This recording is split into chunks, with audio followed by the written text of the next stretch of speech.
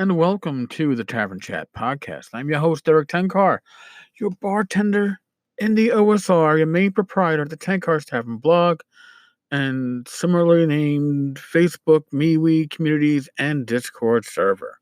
So, today, news. And not necessarily good news. Um, from Cubicle 7, unexpected The One Ring 2 update. I'm going to read most of this update. I'm going to make some comments as we go through it. But here we go. I am with you at present, said Gandalf, but soon I shall not be. I am not coming to the Shire.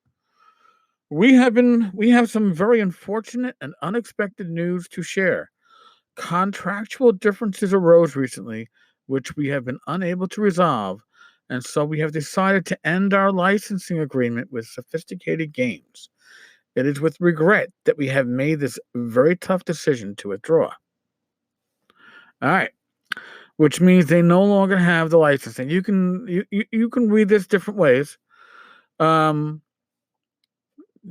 are withdrawing. They were asked to withdraw.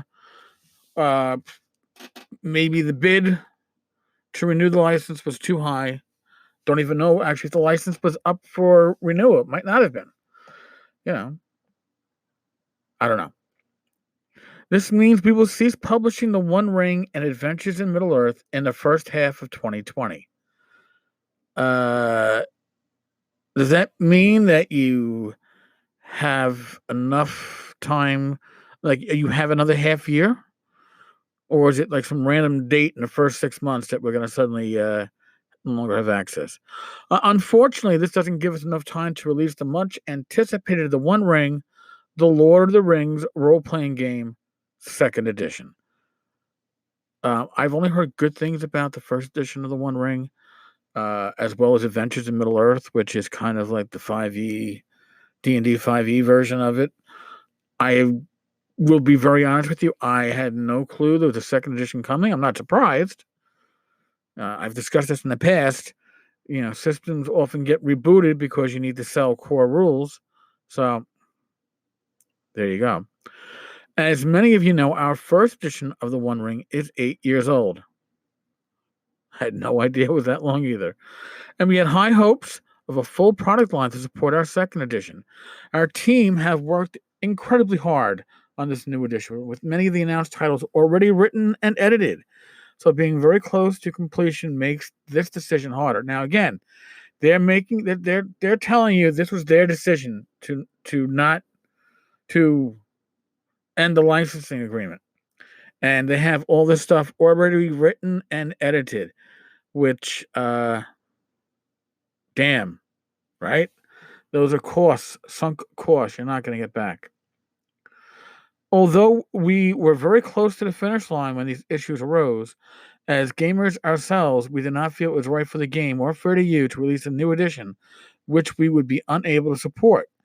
We appreciate how passionate so many of you are, especially those who have followed our journey from 1st edition or have pre-ordered the 2nd edition. Thank you for your support over the years.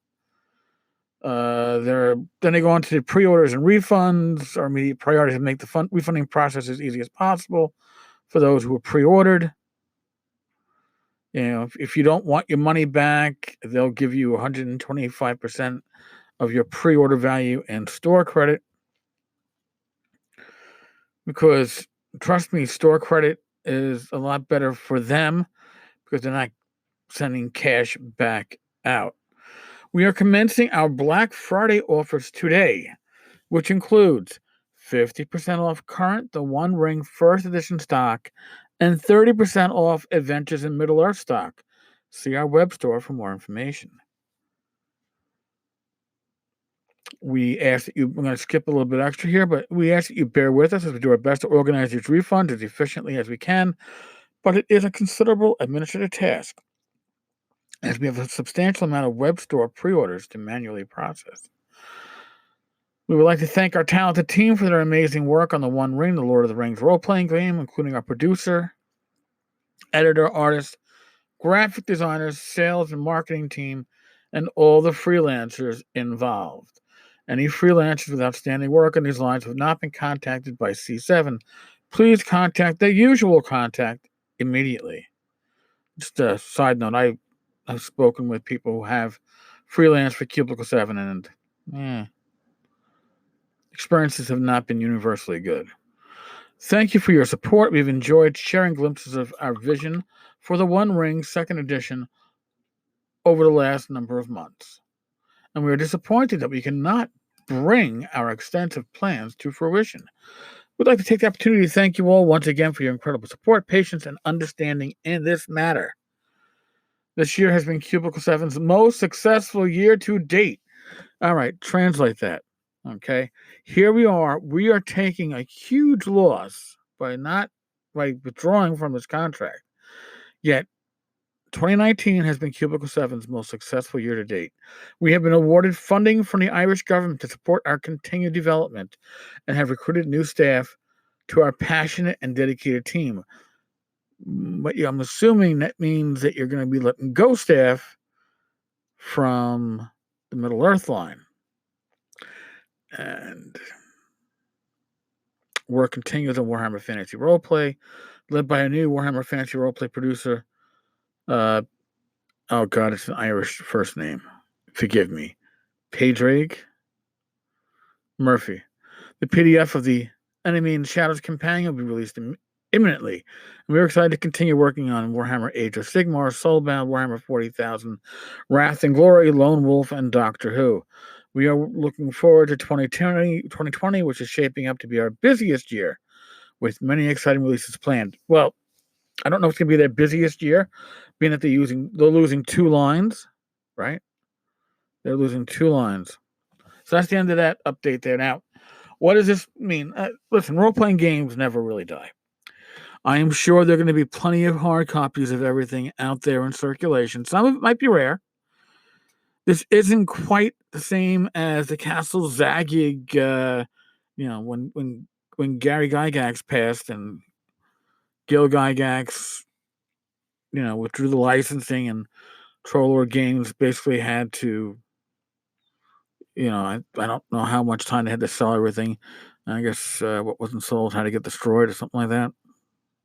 I don't know how this is going to go. But if you like the One Ring, now is your time to buy in. 50% off all the first edition stuff. And if you're a 5e player, Adventures in Middle Earth, you can get the 5e stuff at 30% off. These aren't bad deals. It's just sucks, right? I mean, I've gotten a couple of comments made to me directly from people who are upset that this game is pretty much going away. Now, obviously, somebody else is going to get the Middle Earth license, but I don't know if they're going to get the license to the system, right? Because a lot of times, like with Star Wars, how many times did Star Wars change hands? How many times did he get a new license each time? Right? Marvel Supers, DC Comics. These licensed properties, when they go, actually, Middle Earth had a different version prior, right? Lord of the Rings, back when the movies were out. I think I had one of the books. Can't say I was highly impressed. But the One Ring, never played it, but I've only heard good stories from those who have. So my sympathies to those whose system is going to wither on the vine. Seriously. All right, folks. Tomorrow is Thanksgiving. I'll probably try to get the episode out maybe early. I don't have to stress it in the evening. But if you're not listening tomorrow, you're listening tonight, happy Thanksgiving to the listeners here in the U.S. And enjoy your long weekend, assuming you have one. All right, folks. On that note, as always, be safe, be well. God bless. Roll those dice. And I will talk with you all mañana.